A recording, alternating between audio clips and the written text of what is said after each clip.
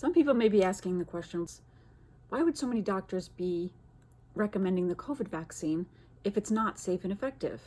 And at the same time, we have a couple hundred doctors at least bringing forward evidence and information about the vaccine not being safe and about it not being effective. So what's going on? Why would so many doctors still recommend it? Well, let me offer this possible explanation.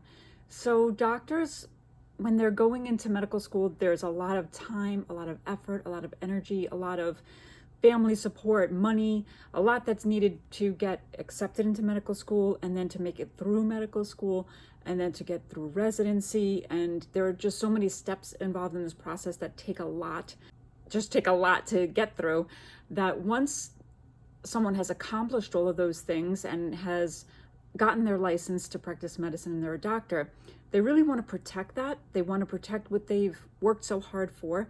They want to protect their reputation. They want to protect their patients. So one of the things that they can do in order to make sure they're staying in a safe zone and have kind of like an umbrella of protection over them is to work under the guidelines of the professional organization or the public health agencies that apply to them. So like if a doctor's an OBGYN, the American College of Obstetrics and Gynecology is their professional organization. Or if somebody's a pediatrician, the American Academy of Pediatrics is their professional associations. Whatever your specialty is, you usually have a professional organization that sets forward guidelines to practice under. And then there's also the public health agencies that will also do the same thing.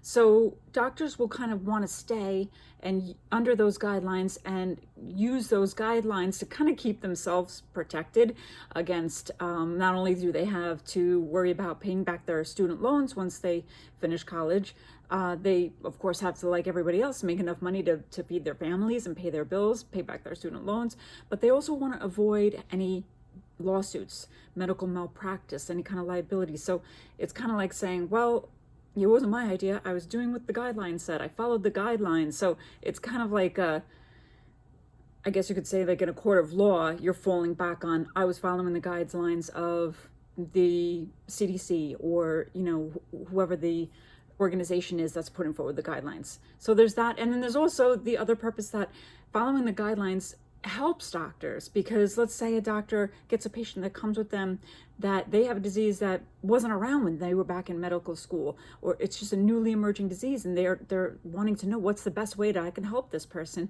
They go to the guidelines of the professional organization of the public health agency and they look, oh, this is what we do.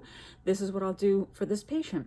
So it's supposed to be able to not only protect doctors and keep them safe, but also help them to be able to treat patients in the best way possible.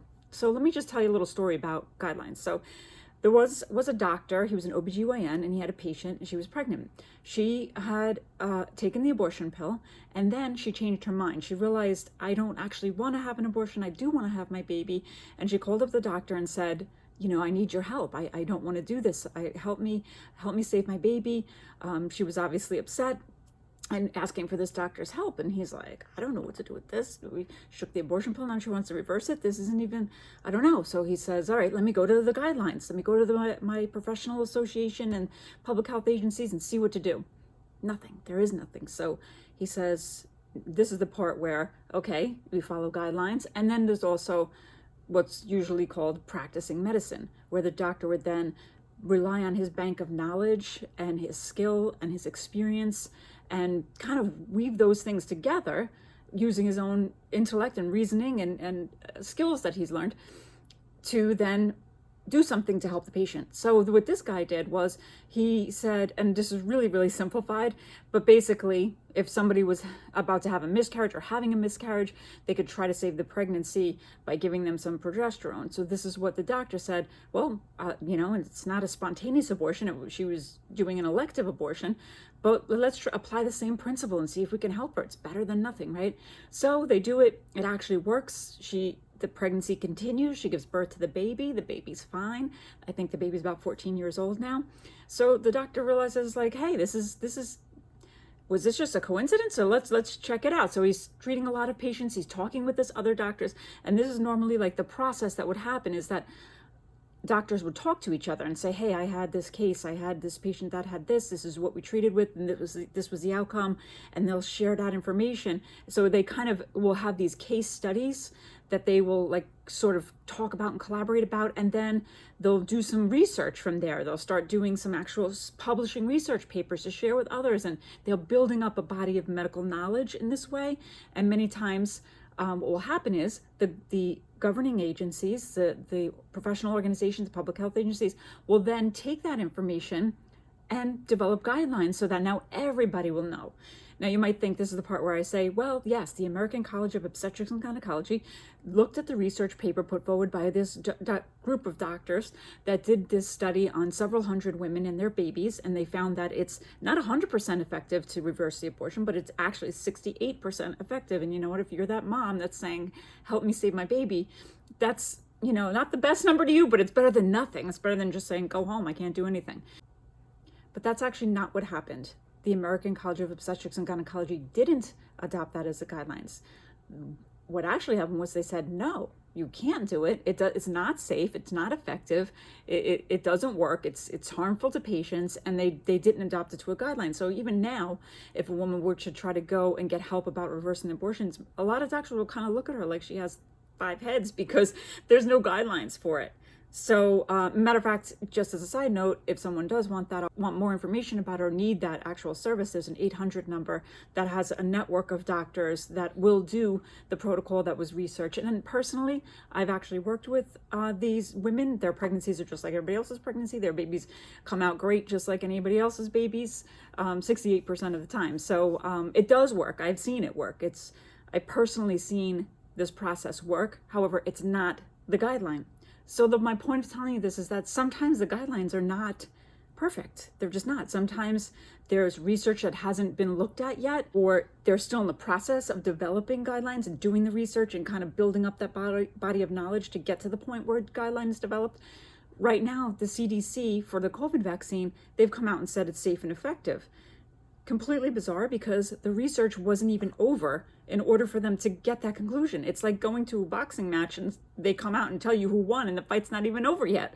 So the fact that they did that is odd. Now, some people will say, going back to the example about the abortion pill reversal, some people will say that the reason it's not a guideline is because the abortion pill is obviously a drug from drug companies, and drug companies will donate to certain politicians and organizations and make sure that they get their agendas passed, and that, you know, if we were promoting that it's reversible, it's not good for that drug company. So some people feel like that guideline never came to fruition because it goes against the people who benefit off of the abortion pill, the drug company and politicians.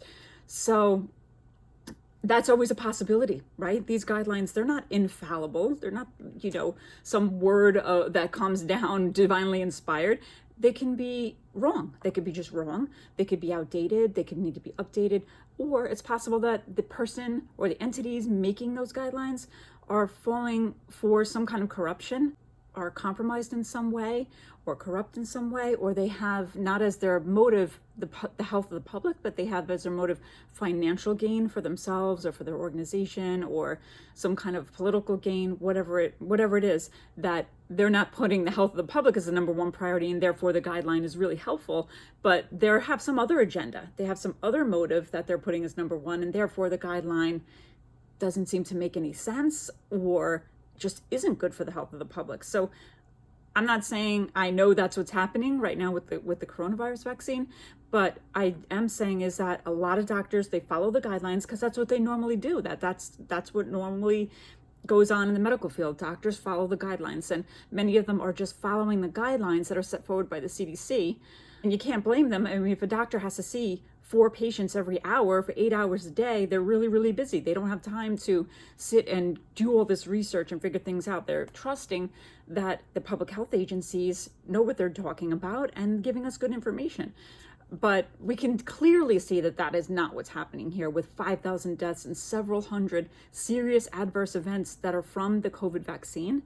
It needs to be looked at. Why we're still saying it's safe and effective is just beyond me, but just wanted to address that issue of the confusion people are experiencing because they're like, well, my doctor told me to get it. Why would my doctor tell me to get something that's not safe and effective? He's probably following the guidelines, but we may have a problem here with the guideline. And this is why it's such a key that every person can make their own medical choice. Every person is supposed to be able to make their decision about what they want to do with their health care. You have to consent to it. You have to say, yes, I want to do it. You have the right to refuse it. Just because your doctor recommends something doesn't mean you're required to do it. And that's another kind of red flag for us right now with these mandates and these requirements. That's not normal. That's not natural. That is never a person should be forced to do something for their health. That's your body, that's your health that you have to live with for the rest of your life. No one else should be making that decision but you. So just wanted to share that with you. I hope that helps in these kind of confusing times.